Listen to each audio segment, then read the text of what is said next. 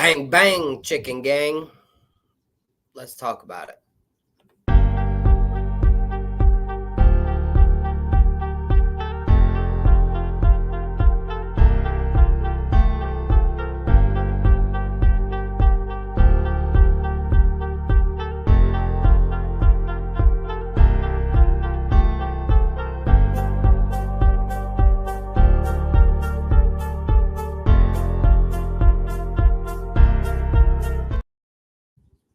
Hey, good evening, ladies and gentlemen. It is JD of Southern Fried Sports. I'm talking to two different cameras here.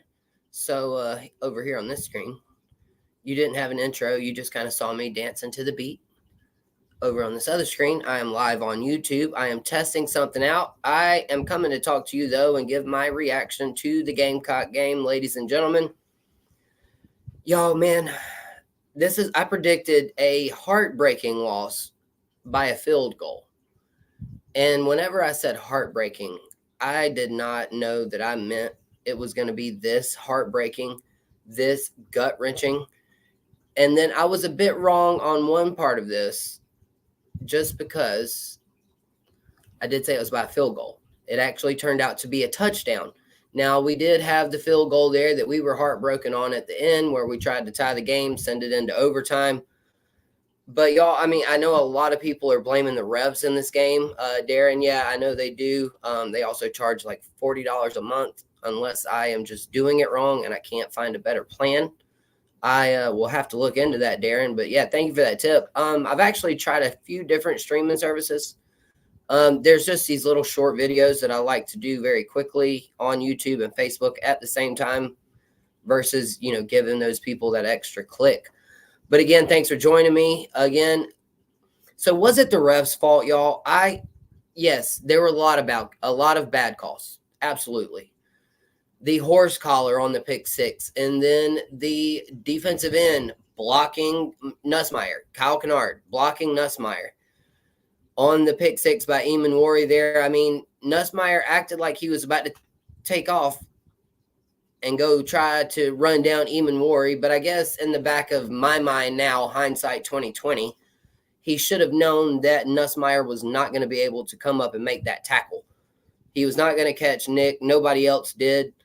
So at that point, maybe it was a bit excessive. And of course, I think everybody was watching the QB at that particular point. The play had already happened. Man, what an excruciating loss, though. And my thing is that it was a tale of three quarters, okay? It was first quarter, all this hype, all this energy from College game day, and we came out to win the game. You play to win the game. And then there in that second quarter, when we were up 17-0, the play calling on defense changed. I don't know. I know a few people noticed it. They went from, that aggressive 4 and 5 man rush. They went to 3, dropping back 9. LSU works their way down the field, makes it 17-7. We come back the next drive. Sellers has a fumble. Bam, bam. Thank you, ma'am. Now it is no longer 17-0. What you just had as a 17-point lead disintegrated in a very short amount of time. And so that was not the referee's fault at that point. And now, like I said, to me, it was a lot of the coaching decisions on defense there for that drive. And now, granted, man, that defense, man, I'm telling you, they are the truth. All right. That defense with Stewart and Kennard, they are absolutely phenomenal. You even had Boogie Huntley making plays, obviously, Odell Fortune making plays. All of these individual efforts that kept us in the game, man. It was incredible. Darren, yeah, LSU, yeah, they completely changed the play calling. LSU had not given up a sack all year, and there we had 2 in the first quarter, in the first 20 minutes, maybe even. It might have been a little longer after the first quarter when we got that second one. But we absolutely were dominating. LSU, they came out, they found a running back. They did find a running back. I'm forgetting his name now. Caden. Golly, his last name just escaped me just like that quick. I had a feeling that LSU was going to come out. They were going to try to run the ball. I had a feeling that they were going to try to spy Lenora Sellers, which we didn't really see a whole lot of that. But we did see some very exotic blitz schemes. And that brings me to my next point. It was an absolute dogfight. It was a dogfight of a game. And I think that a game like this, it prepares our Gamecocks going forward into this season. Now, LSU, hey, y'all needed this win. We wanted it. Trust me, we wanted it. But there in those last three quarters, it came to be that I thought we played more to lose than to win, especially once we changed up the defensive play calling there in the second quarter where we went kind of conservative. Rocket Sanders played out of his mind. Durham, yes, thank you. Caden, it was Caden Durham, I believe was his name. Thank you. Or Carson Durham. I know it started with a C. I do know that. Thank you, Darren, though, for being here, man. Appreciate you. What a hard-fought game, though, man. That is what football is all about. That is why College Game Day was there.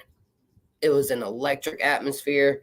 Yes, it's gut-wrenching. It's heart-wrenching to give up a 17-point lead at home. Caden Durham. Yes, dude balled out. I had a feeling LSU was going to try to come after us with the run. But even there, after the first two quarters, Garrett Nussmeier, he came into his own and had some very nice passes. And then, even Ashford had a few downfield passes. The one that was negated by an offensive pass interference that I've yet to figure out where it was called. How about the referees, though?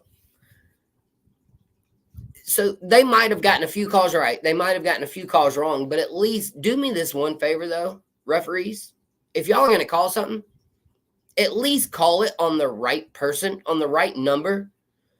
There were far too many times in this game that the referee did not even say the right number of anybody that was on the field. I'm pretty sure Robert Ashford got called for a penalty one time. There was no number one on the field. Who was the penalty on? And then the one where the LSU guy ran out of bounds and then managed to catch the ball, and they called that inbounds. Literally, both of the man's knees were out of bounds, and the referee was right there. What were y'all looking at, man? And so, yeah, just listen, respect. Respect to LSU for a hard-fought game. Respect to the Gamecocks. Man, y'all did everything in your power to win this game. Y'all played fantastic. At this point, also, I would like to upgrade my prediction on the record this year. I said that I would need to see play on the field before I upgraded my prediction. And if we continue to grow and we can hang with LSU, Ole Miss, Oklahoma, Missouri, Texas A&M, Clemson, maybe even at the end of the year. So, look, we got Akron this week. We got a bye week. I'm going to upgrade my prediction for us being 7-5. But there is no reason with what we have on defense, no reason that we cannot be an 8 or a 9-win team at the end of this year. Also, hey, I want to shout out to my other guy, JD. Hey, he had the Gamecocks on the money line. He was tweeting at me during the show, man, or during the game. He was excited. He thought they were going to get it. And, I mentioned to some Gamecock fans, man, I'm like, look, if y'all ever thought that we were about to just boat race LSU, one of the most talented teams in the SEC, you had another thing coming. And so I was right and I was wrong. I said it would be a heartbreaking loss. I called it by a field goal. It ended up being a touchdown. So, Darren, hey, man, respect to LSU. Y'all played a great game. Shout out to all my fans. Listen, Chris Phillips, who was in the stadium of SEC Unfiltered, he joins me Monday evening at 8 p.m. Y'all be blessed. Be kind. Enjoy the rest of your football today and tomorrow. And I will see you all again Monday. But as for now, Southern Fried Sports, make sure to hit that subscribe and like button. We are out of here. Be blessed. We'll talk later.